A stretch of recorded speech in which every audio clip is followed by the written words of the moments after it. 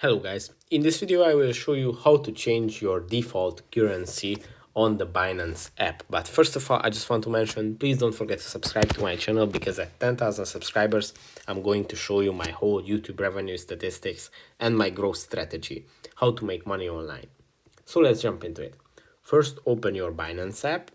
Then you will have to go to the menu, which is in the top left corner. Then go to the settings.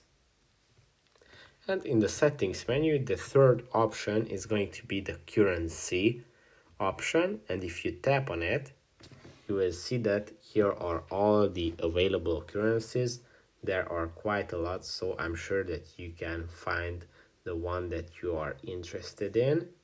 And you can set that currency to show all the details.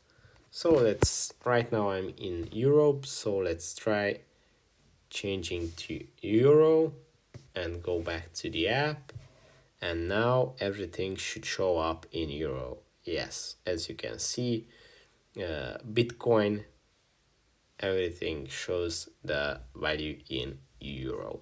That's it for this video. I hope it was helpful for you. If it was, please consider subscribing and see you in the next one.